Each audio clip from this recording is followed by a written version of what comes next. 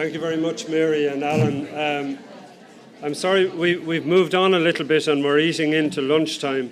I know there'll be lots of people who will have questions that they want to ask Mary or Alan or the teen counselling team. So what I can say to you is, over your lunchtime, if you see a yellow badge, that's a member of the teen counselling team, and they're all more than willing to talk about the work that they're doing and answer any questions that you have. And as Mary said, teen counselling would be willing to talk to people in terms of, about talking about our work and moving into the area of maybe some practice teaching. So we'd be happy to listen to any requests on that basis and try and work out how we might do it. As you know, everybody who's working in this area, it's hard enough to do the work at the moment, never mind to do the other work. So, but thank you very much, Mary, and I enjoyed that, I must say. It was a very good description of the work that's done in teen counselling. And we're now moving on to a slightly different area, if I can just find it. Is it the second one? Thanks. Thank you. That's why we brought Nuala along, to help us with the evidence. So,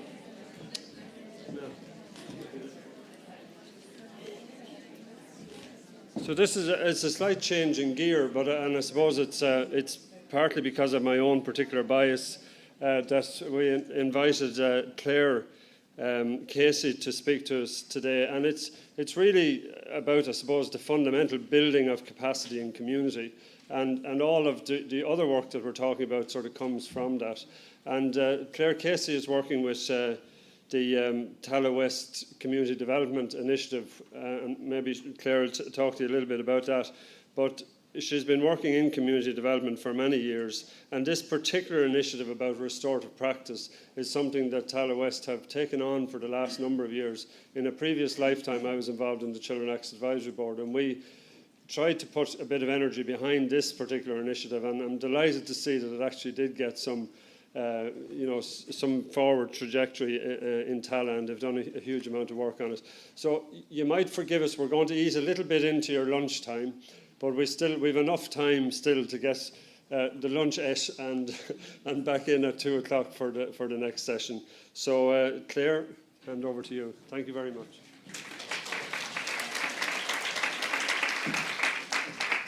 Hello, everybody. Thanks very much, Aidan. And I'm not going to eat into your lunchtime. I'm absolutely committed to having you out the door at 1 o'clock, which gives me 17 minutes. This is a really, really, really great thing for me to be here. I'm really, really delighted to be here to hear about what they've done with the teen counselling service over the last few years, and the fact that you've been around for 40 years. I didn't even know that. But it's just so great. There's so many connections in my head about the different things this morning and the work that we've been doing on restorative practices. And I'm just going to try and go through this really quickly to make the links about why restorative practices as a way of working can help the work that everybody here does, okay? I really quickly tell you that we're one of the Atlantic Philanthropies Department of Children co-funded projects. So we've had a lot of money to do some of the work that was described earlier about either building evidence-based programs or delivering and testing evidence-based programs in Tala West. So we had, well, you can look up our website, okay? We have had a lot of money. That's actually a crucial thing to say. So evidence-based work isn't the easiest work to do, but I actually think restorative practices can help with that. So I'll try and explain that as I go on. What is restorative practices for what people who may have heard of it or don't know anything about it? Just to explain that restorative practices, and this is why it's crucial and why I think it's really important and links so much to things that people do, is it's about a way of working with people, okay, rather than doing things to or for people.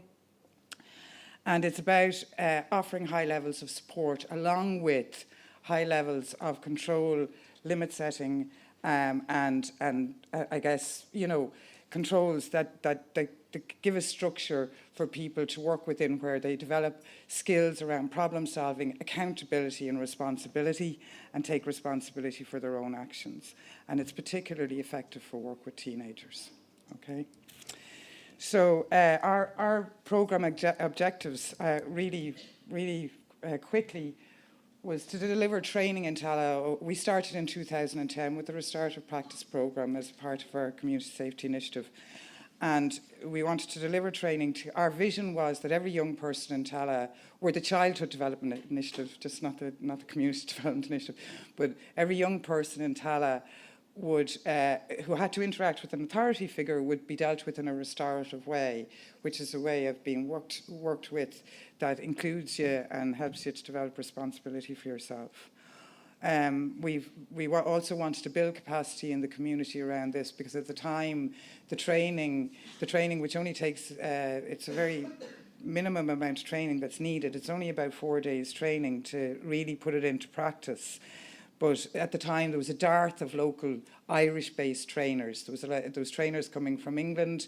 There was also trainers coming from the north of Ireland. But there was some already through the work of CAB. There was some trainers sort of scattered around the country. But we needed more trainers for the Tallaght programme. We wanted ones in Tallaght, okay, and in agencies that were working with children.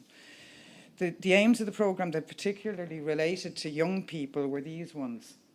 We wanted this work to help increase confidence amongst parents and young people in terms of managing conflict and dealing with issues when they came up. And we wanted increased capacity among participating children and young people to solve problems. I put those the wrong way around. I need bifocals, right?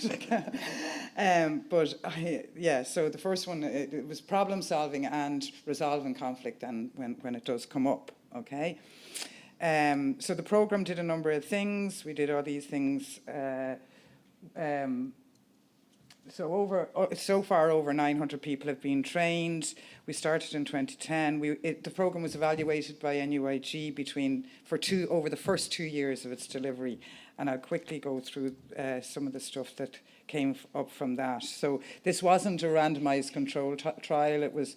I learned so much about research techniques. I'm a community development worker, but this was a process evaluation. But there was a quantitative element to it. So people filled in a survey before they did the training with us, and completed a survey after they did the training with us, and people who were using restorative practice on a daily basis, schools or organisations on an organisational basis, filled in different questionnaires at the start of using it and a year and a half into using it, and then the results were looked at. So the main impact outcomes, now there's a whole load of different outcomes that came through the thing, but I'll just give you the main impact ones, the actual effect that this has had for people who've done the training. So people found there was increase, I think this is the most important one. 87% of people who have done the training and are using it find that restorative practices help them to manage conflict better. They find it much easier to manage conflict. And then the other one that I think is really important to notice here is that there was a really significant improvement in relationships between service providers and service users where restorative practices were being used on a consistent basis.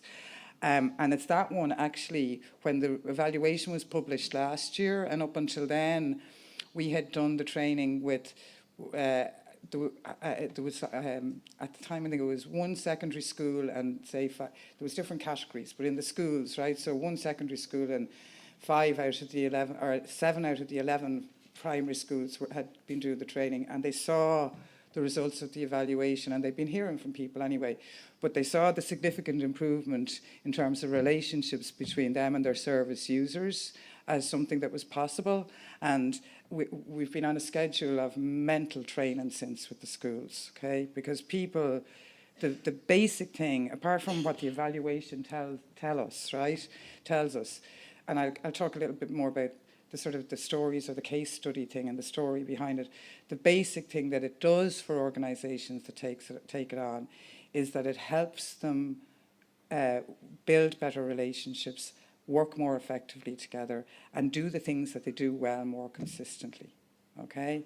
And that improves the relationships between themselves and with their service users. Okay? It makes their work easier. They enjoy their jobs better. That's what they've told us. I'm not just saying, it makes my job easier. I know it's made my job easier as well, so I should say it for myself. So our direct engagement with young people, because this is a conference about young people, we consciously engaged with the students at St. Mark's Community School, the student council there. So 60 students there did the training with us in the first 6 months. And the staff and youth forums of Feroiga Youth Tala, the whole of Feroiga Youth Tala, which is a lot of people. Off the top of my head, I don't know the numbers. It's over like 70 staff, and it's about 75 or 80 young people, so about 150 altogether. And the staff of Tala Travellers Youth Service, because most of them are actually young people themselves. They have 45 people on the staff, and 38 of them are aged 22 or younger and on CE.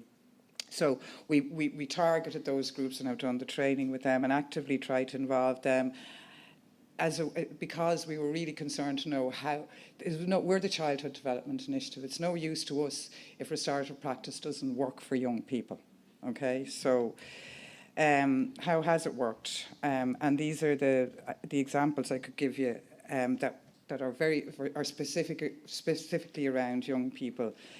The Community Safety Initiative, which was an overall programme that restorative practice grew out of. I'll give you just a very quick example. There was a pilot project in one of the communities in Tala where we were working on a kind of an explosion of antisocial behaviour in a new housing estate that was infill housing or in an old area, if people understand. So there was a new estate built, and there was an existing area around it. There was about 100 houses in the new estate, and there had been a kind of a policy decision that all of the people, or most of the people that were housed in the new housing estate would be from migrant communities. It was because lots of them were at the top of the list, but it also the council thought, well, they'll be able to help support each other, because they're all from Africa. Okay. They were from 7 different countries in Africa. But anyhow, but there was thinking around it, and it wasn't like, but there was, within a year and a half, there was a massive problem. And it wasn't from the families in the area, it was from the surrounding area. There was a group of teenagers who were harassing the hell out of these people and giving them a really bad life, okay? And it was very serious. So we intervened in terms of the Community Safety Initiative, and there was an interagency approach, and it was led by South Dublin County Council with support from CDI, but long story short, over a year and a half, it was a group. All it was 17 9 to 14-year-olds, but they were keeping a community of 100 households to ransom. So they were all intervened with on an individual basis. They were linked into appropriate services. One child had to be taken into care, so on and so forth. There was a group. There was part of that. There was 9 of them that couldn't. They were the younger ones that couldn't be linked into existing services. So Feroiga Tala, with some support from us, stepped up and started a project with them in the local community centre, who were delighted to try and bring them in. And that went really well for about 6 months, and then they all got barred, okay, because they got barred because their behaviour was... because it was part of the CSI, there was a focus on that, so we followed up around it. And we basically had, the youth workers had been trained as restorative practice facilitators, and they offered to have a restorative session. So it's a restorative conference, a full-on conference, is bringing everybody together and talking about what's happened. So that actually took, it started at 2 o'clock and it went on to 5:45 that evening, but it involved all of the staff of the centre, the youth workers, the young people themselves, their friends and supporters, and some of their families. And that was in June 2012. We're into 2013. Agreements were made, and those young people are still in that centre, and they said they changed the name of their group to the No One Wants Us group, and they made that shorter or something. They're the Naugs or something like that. I actually don't know. I don't have direct contact with them, but they've increased that group. They've brought in kids that have been barred from other community centres around Tala, and I was talking to a couple of them. About 3 months ago, and I was saying, what was the difference there? About why was that different for you? And they said it's the first time anybody listened to us. The young people tell us that all the feedback around restorative practice and why they like it. It's a simple set of tools that consistently develop emotional literacy, responsibility, and problem-solving skills with people. And teenagers love it. I'd really recommend for people who kind of work with. This is kids that don't need counselling, but they need some skills. Do you know what I mean? They just need skills, and it's particularly good. The schools that have taken it on find that it really seriously reduces both suspensions of students and bullying. Bullying really gets tackled by this. So. It's 5 to 1, and I'm going to leave it at that, okay? If you have any questions, I'll be over at lunch. Okay?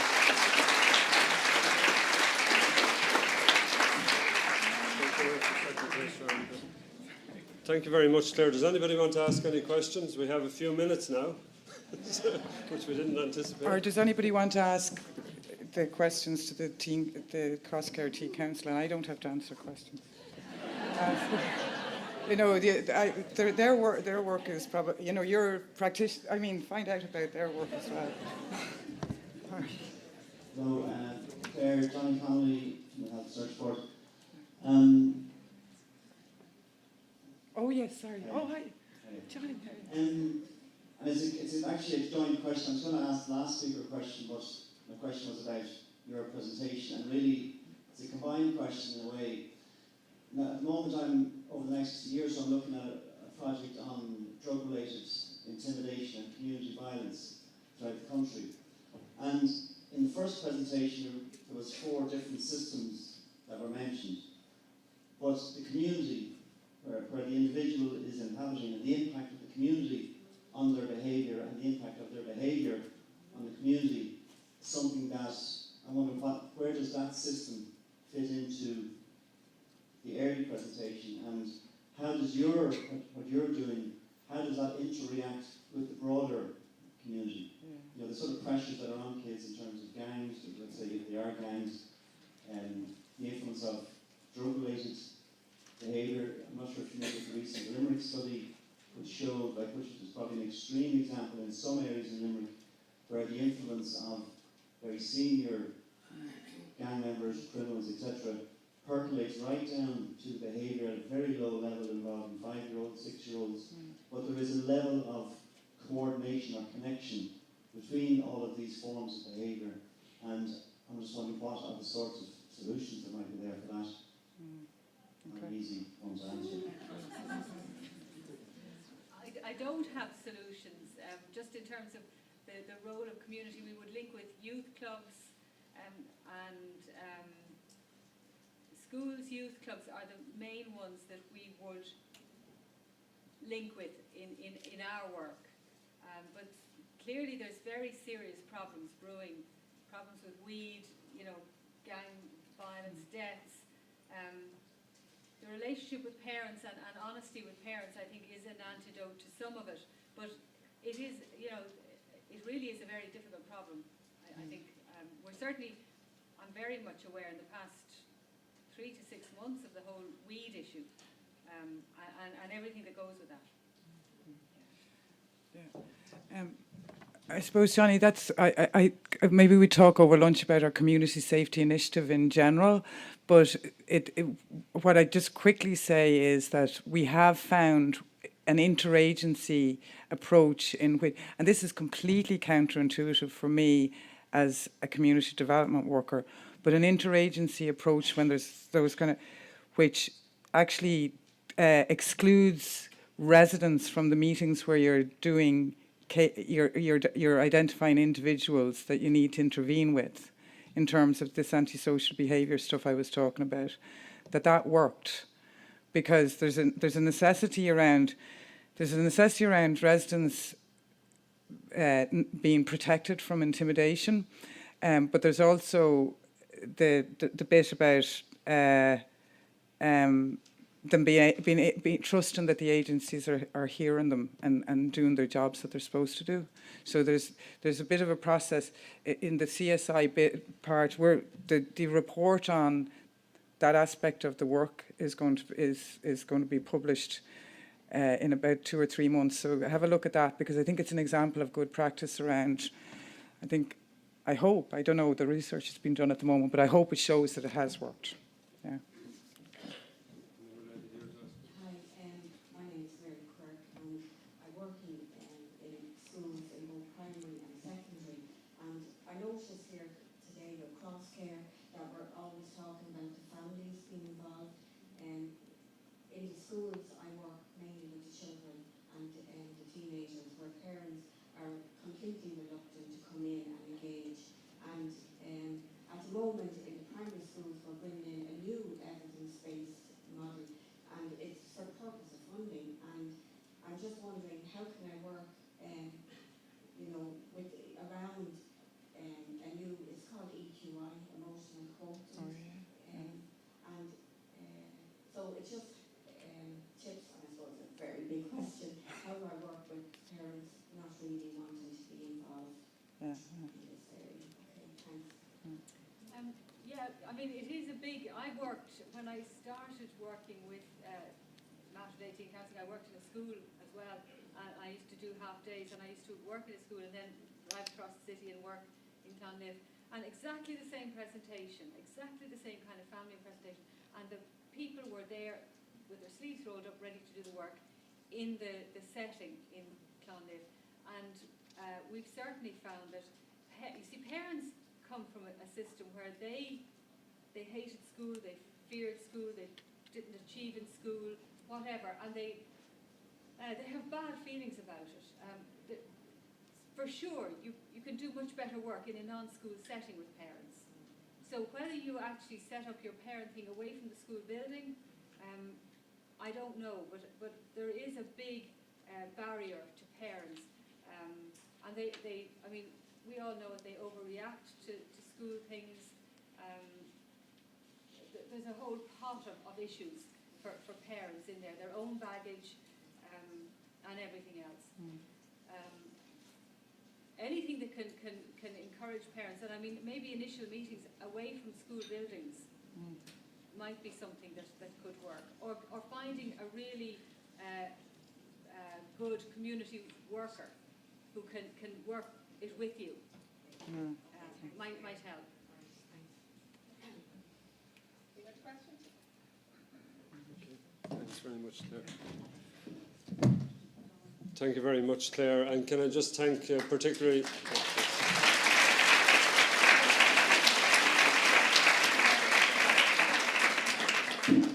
And as you'll see, thank you, Claire, for short-circuiting your presentation, because I know we knew we were squeezing a bit much into the morning, but we said it was worth having a go at it.